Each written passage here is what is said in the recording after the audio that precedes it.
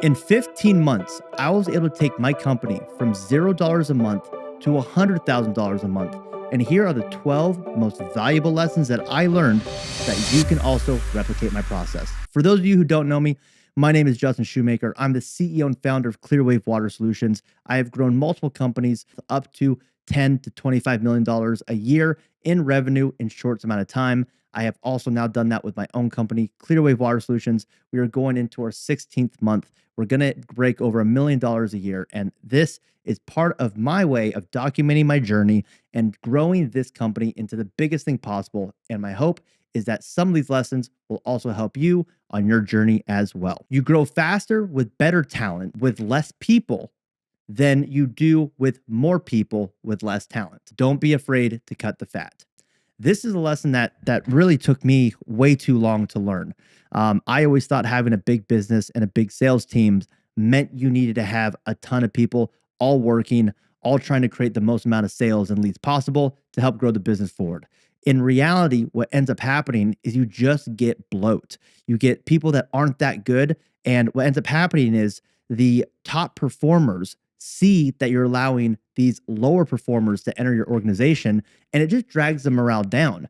Ironically, when I had a team of about 8 or 9 guys. When we cut that down to just 2 or 3 of the best sales guys that I had, my numbers actually quadrupled the next month. We were doing about $50,000 to $60,000 a month. And when I cut the fat, had the best closers going in, had good lead flow just going into my best closers, that is when we were actually to break our first $100,000 month. Very, very important. Growth is a lagging indicator. You've got to stay patient. I think this is one of the hardest things for any small business owner or entrepreneur is how do you stay patient when you are growing or in a growth cycle? The reality is you do so much work, you see almost no return for that work, and you start to wonder, is it even worth it? The reality is you won't actually get to see a lot of the success that you've been doing until later on in the company. All the things that you do today compile and then create the success you see later. So if you fix a broken system, you don't actually get to see the returns of that until month 2, month 3, month 4, after you implement that system. You don't get to see the effects of your sales training that fast until month 1, month 2, month 3. Now, sometimes if people can learn quickly, you may see a small uptick in your sales closes, but the reality is you don't get to actually see the cash flow benefits of that until months down the road. Same thing with like the referrals that you get. All of those things compound. And the reality is you got to put in all that work at the beginning to then see it. One other big thing that you really have to make sure you do is control the implementation. I've had so many SOPs and KPI forms created to help my sales leaders and my door knockers and my in-home guys really be the best they can. But if you don't train on those, if you don't constantly have them go to those documents for guidance and you don't have your thumb on the pulse of the company, then they won't actually do anything with it. And you're just wasting time. You're not creating any good processes. So you got to make sure they actually use the document you give them. Your first bad client experience won't destroy the business, but it will teach you how to make it grow even bigger. When it's your business, your name on the door, your money, you really do care about the customer experience. And anytime you have a bad one and the customers get upset or they give you that 4-star review, that 3-star review, it feels like death. It feels like it's all over. No one's going to buy from you ever again. And the reality is it's just not true. There's going to be some people that just don't have a good experience because that's who they are. But also there's going to be a lot of people who probably have a bad experience at the beginning because you're just not that good yet. And that's okay. The reality is as long as you focus on that and as long as you look at what the mistake was and you fix it and you fix the problem and you put the process in place so it doesn't happen again, then you continue to grow and you get to compound the business. Growth sucks so much and growth hurts so much because usually you're growing because you're fixing problems. You're fixing things that are going wrong in the business. And because you're fixing problems, it just feels like things are always on fire around you. And that's stressful. You want things to feel smooth and good. But the reality is if things are smooth and good, you've plateaued. It's a straight line. Okay. Finding problems and fixing problems is literally what makes your business better. So instead of being upset when you get these bad experiences, just make it right by the customer and instead use that as a way to say, okay, this was a hole in my foundation. I can fill it with something that's gonna be more substantial. And as long as you do that smartly, your business will be fine. It'll be better than ever. And a lot of the times, if you over deliver for that upset customer, you can turn them from a 4-star review to a 5-star review, and sometimes even get referrals from them. And to really top it off, if you do a really good job, they may even come work for your business, which is exactly what happened for us. $100,000 a month is not as much as you think. Now, obviously, I got to do a little bit of context here. When we talk about these monthly figures, a big part of that also depends on what type of business are you in, right? If you're in super high ticket, then you could get 100K a month right off the bat. If you're really low ticket, it might take even longer. And if you're in mid ticket, it could be kind of in between. It doesn't matter how much money you make. How much money do you actually keep and bring home? And if you are growing, I'm just gonna let you know right now, $100,000 in a home service business is not a lot of money. A lot of that just allows you to buy more inventory at bulk to save you some cost. It allows you to put more money into marketing so you can reach more people. It allows you to hire more key people to make the business more effective. But if you think that getting 100K a month is like a level where you're going to feel comfortable and things are going to be like, I'm rich now, I'm going to tell you right now, that's not the case. In the early stages, that business is going to gobble right through that if you are trying to grow. If you're trying to stay small and you're like a one-person operator and you have you just want to make some good personal income, then 100K a month is probably going to be a good spot if you're a single operator with a couple installers. If you're trying to make something big, that 100K is going right there to feed that monster. Breaking systems creates exponential growth. This kind of goes back to finding problems. In the early days, you're going to have a lot of systems that you want to try to put in place. And when you initially make the exoskeleton of what is your business, a lot of those systems are good for the growth phase that you're at. And what I have found to be super helpful for me in these early startup stages is do everything you can to break the system. What you don't want to do, I have made this mistake multiple times, is you have a system that's working and then you try to change it before it actually breaks. And what can happen is you either hire people you don't need at that time and you create a cash flow issue because you increase your overhead when you didn't need to, or you try to fix a problem that's not even there and you waste your most valuable resource, which is your time. I want to give you a real life example of this, and that would be installation. So if you do what I do in home service, I need a dedicated installer to go out and install my systems. And a perfect example of breaking a system is I have one installer with a truck with equipment that goes out and just does the job. And then I could build systems around him to track inventory, fleet management, gas card management, GPS management. Got it. And maybe we have a booking schedule or a booking system that books them there. Well, at the very beginning, I don't need an expensive booking system because I don't have all these people coming in. Instead, what I want to have happen is I want to get him so much volume that it almost becomes too hard for me to then book him on time and get him coordinated with all these appointments. Because then I say, okay, now I can buy this better booking system that'll automate some of these processes. Then let's talk about inventory management. If we only have a couple jobs coming in every month, I can probably do that myself, or I can have him kind of track it live.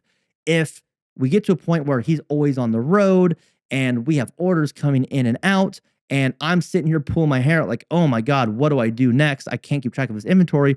Okay, well, now maybe I need to invest in a better inventory system or hire an inventory manager or an ops manager. If it turns out he's running all over the state, he can't handle the volume, I broke another system. Now I need to hire a helper or hire another installer to now cover the volume. But if I just hired 2 plumbers and only one guy's working while the other guy's sitting at home not doing anything, he's either going to quit, or if I put him on a salary, I'm going to be wasting money. And this can apply to any part of the business. But build the systems so that the business works, and then do everything you can to try to break them. And as you break them, you'll build them back stronger, bigger, and better. But that will also stop you from wanting to move too fast, because sometimes you want to hire, do all these crazy things, and then you put yourself in a financial sinkhole that gets really hard to get out of. Give people room to grow, but do not hold their hand. One of the hardest things to do when you bring in people into the organization or you give them responsibility is not micromanaging them and helping them every time they need it. A lot of times in their very, very early stages, you're going to get really close with the initial employees. Your contact to them is one-on-one. Like, I know every single one of my guys right now. I know my sales manager, I know my sales guys, I know my door knockers, I know my plumbers. They all have my personal cell phone number. And as the company gets bigger, that kind of one-on-one relationship tends to become a little bit more disassociated because doing bigger and better things as the owner. What you need to do is you need to train leaders early on. So you need to bring people in who want to lead, who want to have like big goal aspirations, and then you give them the opportunity to reach those goals. So you give them the opportunity, but you can't hold their hand all along the way. A lot of times they're going to come across problems, and the easiest thing for them to do is to reach out to you and ask you, hey, Justin, how do I fix this? Or, hey, Justin, this happened. What do I do? And what you'll find is a lot of times they already knew the answer. It's just you're the authority and they haven't built up the confidence to really make an autonomous decision. And that's okay, but you want to get them to feel autonomous. You want them to feel that they have some sort of agency over their decision making. So the best way to do that is to allow them to make those decisions under your protection. So when they come to you, instead of just saying, hey, man, this is how you do it, just stop them really quickly and ask them how they would do it. And then if the answer they give you sucks, then you can walk them through a logical framework on how to maybe look at the situation better. And then you get a good teachable moment out of it and help them grow into a better asset, which can then help serve your business go bigger, faster, and stronger, even faster. Build the foundation slowly, then increase volume. This is super hard to do as well because we always want to go big and go fast. We want a Ricky Bobby business, myself included. But what I have found is if you build a foundation shittily and you don't give it time to actually grow and settle, and you try to just dump volume into it and dump sales into it, you're going to have issues. This kind of goes back to breaking systems. You want to make sure that you still have systems that will, to some degree, do really well. So if you only have one installer, the last thing you want to do is be trying to book appointments all over the freaking state. If you only have one sales guy, the last thing you want to do is try to bombard these people with 50 appointments in one day. You got to build things slowly, and you want to be able to train these people. If you just start trying to do mass hires, you try to throw them out on the road, you try to throw them out on the streets door knocking, you try to get them in homes right away because you're trying to get sales in because you're desperate, because you spent all this money on lead generation and now you have too many leads to handle and none of these guys are trained. Well, now they're just going to burn through your money. They're going to go into homes. They're not going to get sales. You're going to get upset because nothing's closing. And you're like, dang it, what is wrong with the business? And then they're going to get mad and they're going to leave. Instead, if you can afford to just go slow, build the overhead over time and focus on real detailed training, you get these sales guys who are really good at what they do. And then guess what? When you then increase the volume, they close at a higher rate and you get more ROAS on the money that you're spending. Track all your lead sources and then redistribute all your funds into the best 3. Now, this one is going to take a little bit of time. You're going to need to be in business for about a year, 18 months to really get some good data on this. So what I recommend, especially if you're early days, is you definitely need to spend money on all types of different lead sources. That's Facebook ads, Google ads, SEO. If you're in the home service area, Home Advisor, Angie ads, you got Yelp, you do mailer campaigns, door hangers, canvassing, self-genning, home shows, partnering with department stores, all kinds of different lead sources.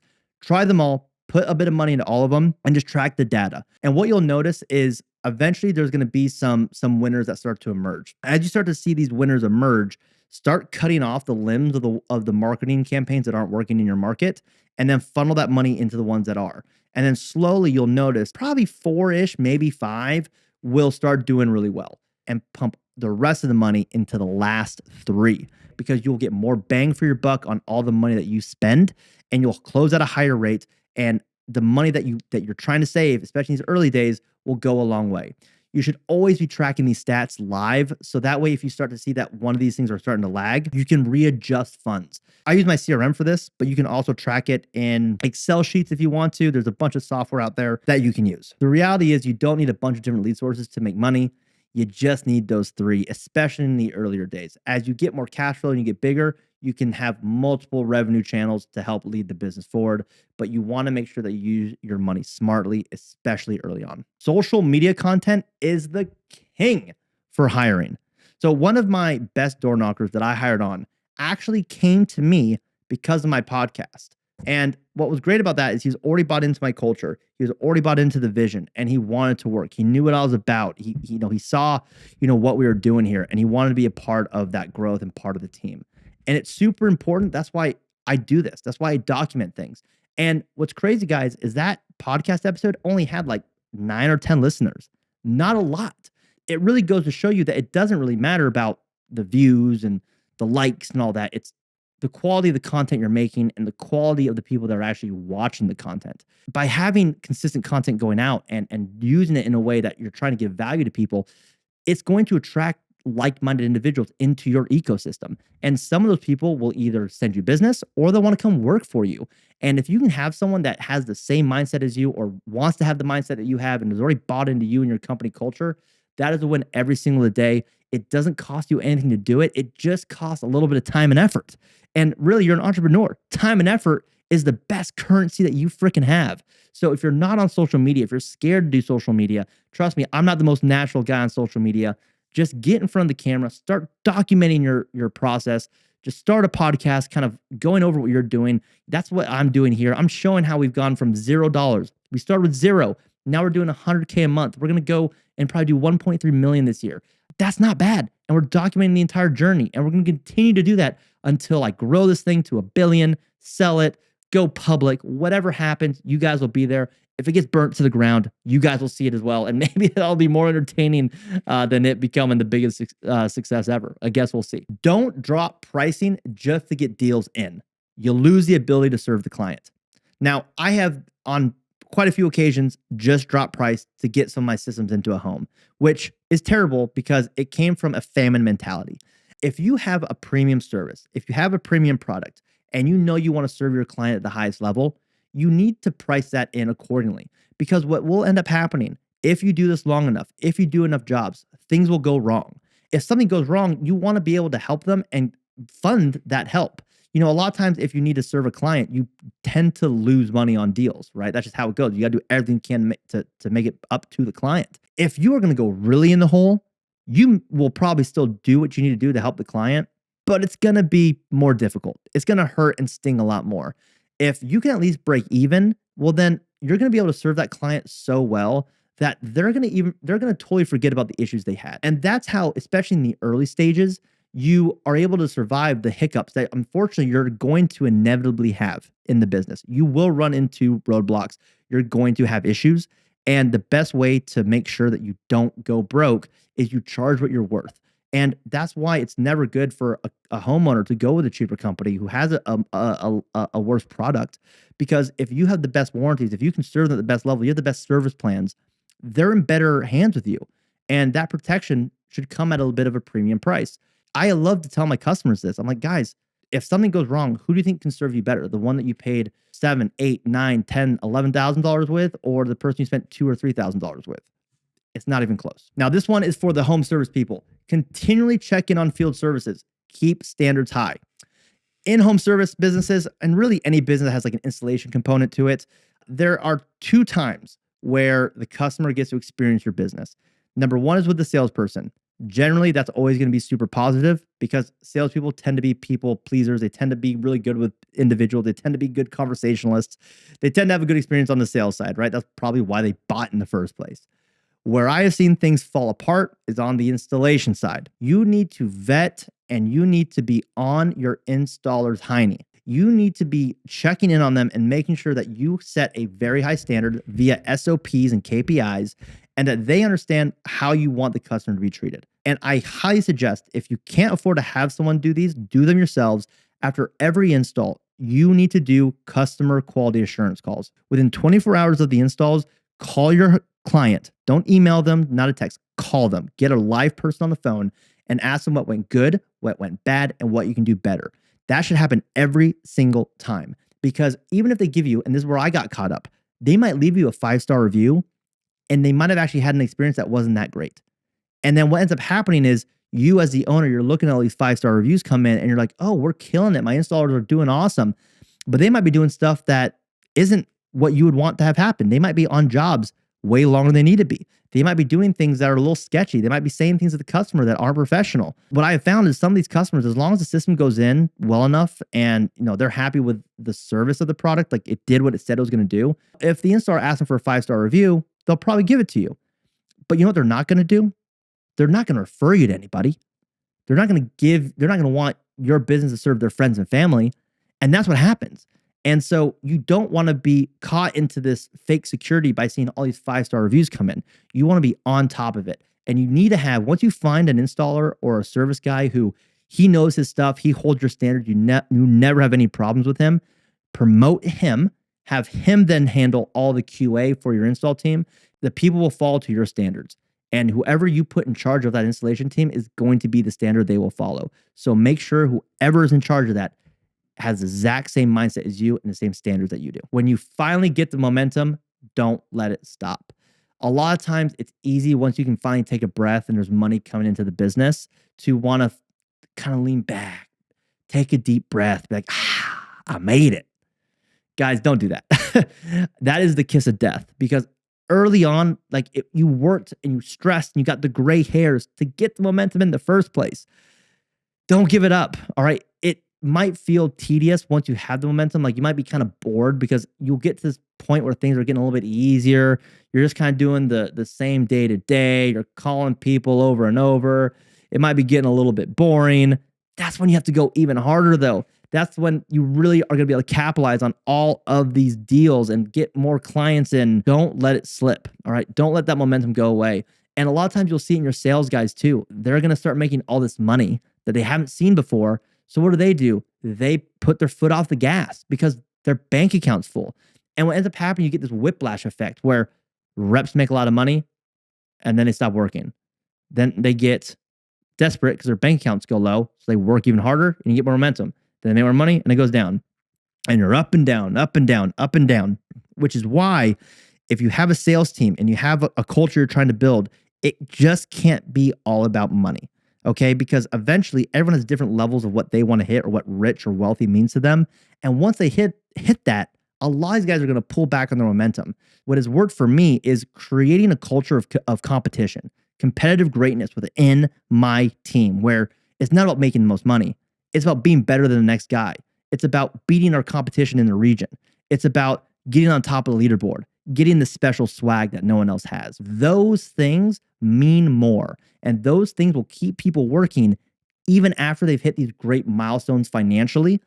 And that's how you avoid the up and down, up and down. And instead, you get a team of savages who only go up. All right, guys, thank you so much for watching this video. I hope this was helpful to you. Like I said, I am growing this and I'm documenting my journey of my water treatment company. We have been doing very, very well. We are going to continue to grow this thing. I'm going to continue to document it. If you like what I'm talking about, you want to come join my team, I am actually now trying to expand. So I am hiring salespeople.